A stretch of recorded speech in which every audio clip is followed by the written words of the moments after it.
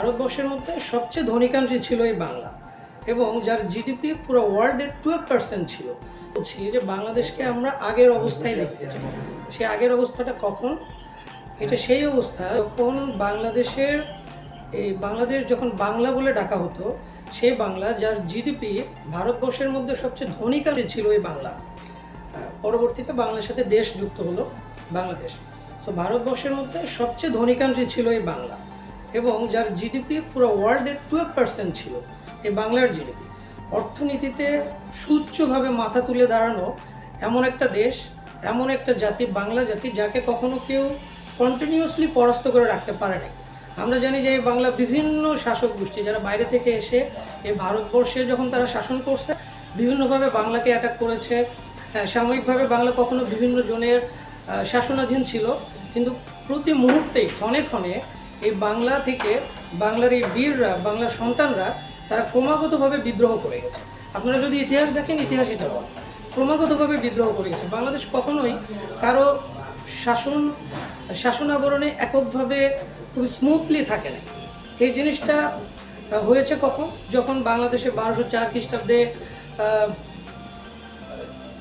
বাংলাদেশে যখন সেন শাসনের সাথে অ্যাটাক হলো, লক্ষণ সেন যখন পালিয়ে গেল, তার পরবর্তীতে 1300 শতাব্দী থেকে যখন বাংলাদেশে হয়তো মুসলিমরা শাসন শুরু করলো, বাট এটা মুসলিম, হিন্দু, বৌদ্ধ, খ্রিস্টান, এর আগে শশাঙ্ক ছিল, রাজা শশাঙ্ক ছিলেন, যিনি বাংলাদেশ মোটামুটি পুরো বাংলাটাকে একটা শাসন করার চেষ্টা করেছিলেন। তো আমরা শশাঙ্ককে স্মরণ করি, যে শশাঙ্ক যে বাংলার স্মৃতি আমাদেরকে দিয়ে গেছেন, যে শাসন ব্যবস্থা দিয়ে গেছেন, যেখানে বাংলা ফুলে ফেঁপে উঠেছিল এবং একটা স্বাধীন কান্ট্রি ছিল।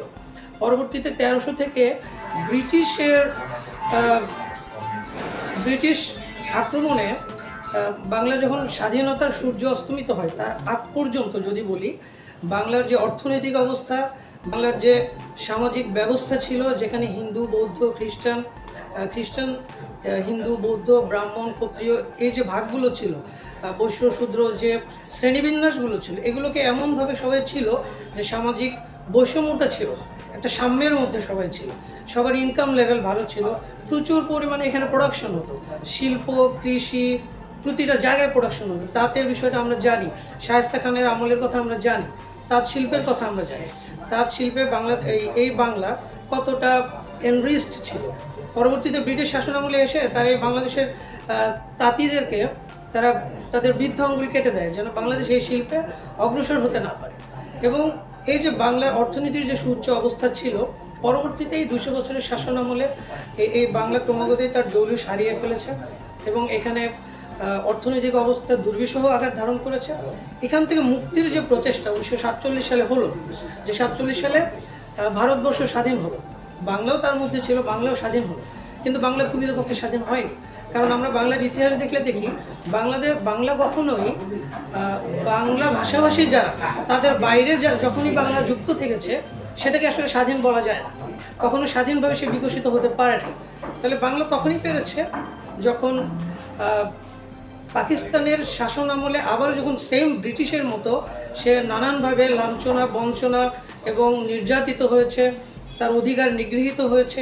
এর পরবর্তীতে যখন এই বাংলা 1971-এ এসে আবার বাস্তবতার পরিপ্রেক্ষিতে এবং প্রেক্ষাপটে যখন বাংলাদেশ স্বাধীন হলো, আমরা স্বাধীন বাংলাদেশ পেলাম, এই টেরিটরি পেলাম, সেটা যে মূল ভিত্তিগুলো ছিল সাম্য, মানবিক মর্যাদা এবং সামাজিক ন্যায় বিচার।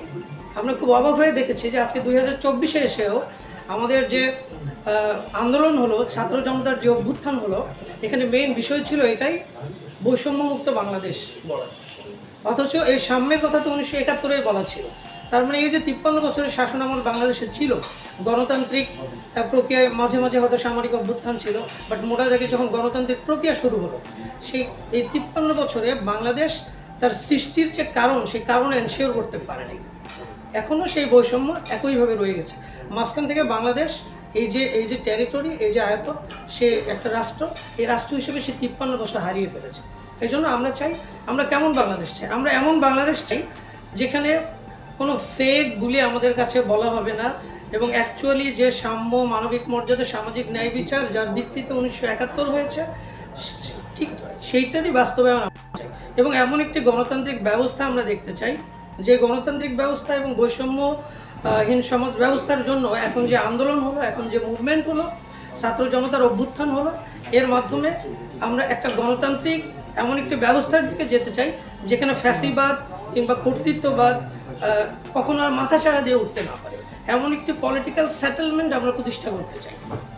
এটার জন্য আমাদের কাজ। তো আমরা যদি বলি সহজ এবং সহজভাবে যে আমরা এমন বাংলাদেশেরই স্বপ্ন দেখি যেটা কখনোই ফ্যাসিবাদের জন্ম দেবে না এবং যেটা সাম্য এনশিওর করবে, মানবিক মর্যাদা এনশিওর করবে, সামাজিক ন্যায় বিচার এনশিওর করবে এবং এমন বাংলাদেশ যেখানে এই যে আপনারা যদি দেখেন যে 2024 সালে আমাদের পার ক্যাপিটা ইনকাম যেটা বলা হয় বাংলাদেশের মাথাপিছু আয়, এটা 2600 থেকে 2800 ডলারের মধ্যে আছে।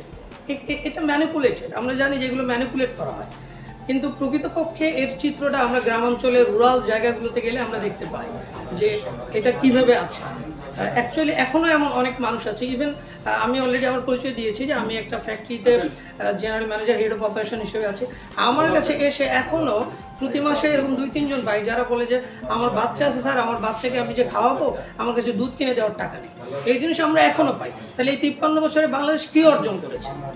আমাদের যে লাখো লাখো শহীদ হলো এবং মা বোনেরা যে তাদের সম্ভ্রম বিলিয়ে দিলে বিনিময়ে আমরা যা পেয়েছি সেটা তো বাস্তবায়ন হয়নি, আমরা যা চেয়েছি সেটার বাস্তবায়ন হয়নি। এই জন্য তরুণ প্রজন্ম, ছাত্র এবং জনতার মাধ্যমে যে অভ্যুত্থান হয়েছে, আমরা চাই এই অভ্যুত্থানের স্পিরিটকে কাজে লাগিয়ে বাংলাদেশ প্রকৃতপক্ষে একটি গণতান্ত্রিক রাষ্ট্র, কখনো ফ্যাসিবাদী হতে পারবে না। এই বাংলাদেশ, এই যে আমরা কেমন বাংলাদেশ চাই, কেমন রাজনৈতিক দল চাই, এই যে কথা বলছি আমরা, এই কথা বলার স্বাধীনতা আমি বাংলাদেশে প্রতিটা সময় চাই। বিগত 17 বছরে আমাদের এই স্বাধীনতা ছিল না, আমরা এই স্বাধীনতা সব সময় চাই। এটা একটা নাগরিক অধিকার, আমরা সভা সমাবেশ করার স্বাধীনতা চাই।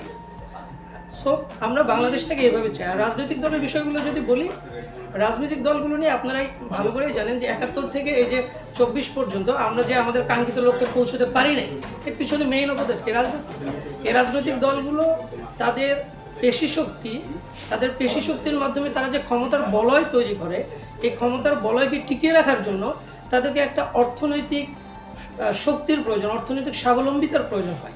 এই অর্থনৈতিক স্বাবলম্বিতার জন্য আপনারা দেখেন যে বড় বড় অনেক মেগা প্রকল্প হয়, বাংলাদেশ থেকে হাজার হাজার কোটি টাকা লুটপাট হচ্ছে, মেগা প্রকল্পগুলো থেকে হাজার হাজার কোটি টাকা লুটপাট হচ্ছে। এই টাকাগুলো এক শ্রেণীর মানুষ, সে কোনো কাজ করছে না, সে কোনো কাজ না করেই বছর শেষে, মাস শেষে কোটি কোটি টাকা ইনকাম করছে। তাহলে তার তো কোনো কাজ নেই, সে তখন এই টাকাগুলো পলিটিক্যাল এম্পাওয়ারমেন্টের জন্য, পলিটিক্যাল পাওয়ার এস্টাবলিশ করার জন্য সেই টাকাগুলোকে ছড়িয়ে দিচ্ছে। বিনিময়ে যেটা হচ্ছে যে সমাজ ডিস্টেবিলাইজ হয়ে যাচ্ছে, দেশ ডিস্টেবিলাইজ হয়ে যাচ্ছে এবং এরই পরিপ্রেক্ষিতে তার পেশি শক্তি, স্বাভাবিকভাবে আমাদের মধ্যে এমন মানুষ আছে যে এই পলিটিক্যাল পার্টিগুলোই যখন ইলেকশনে যায় তখন আমাদেরই কিছু মানুষ, আমাদের নৈতিকতার একটা নিম্নগামিতা আছে। এই জন্য বলি যে আমরাই আছি, আমাদের মাঝে কেউ কেউ আছে এরকম যে তারা চিন্তা করে যে বিগত যে সরকারি ক্ষমতায় আসুক না কেন, এখন এক সরকার আছে, এরপরে আরেক সরকার আসবে, যে সরকারি ক্ষমতায় আসুক আমাদের ভাগ্যের তো কোনো পরিবর্তন হচ্ছে না। তাহলে আমরা একটু শর্টকাট চিন্তা করি, আমি 5000 টাকা দিচ্ছে আমাকে একজন, কিংবা একজন আমাকে 10,000 টাকা দিচ্ছে, কিংবা একজন আমাকে একটা চাকরি পাইতে হেল্প করছে, আমার ভোটটা আমি তাকে বিক্রি করে দিয়ে দেবো। এই কালচারটা তো আমাদের মাঝে ডেভেলপ হয়েছে, এটা তো এমনি ডেভেলপ হয়নি, মানুষ বারবার প্রতারিত হয়েছে। সুতরাং আমরা এমন রাজনৈতিক পার্টি অ্যাক্ট দেখতে চাই, কিংবা বাংলাদেশে এমন পলিটিক্যাল কালচার দেখতে চাই যেখানে মানুষ আর প্রতারিত হবে না, এমন চাই।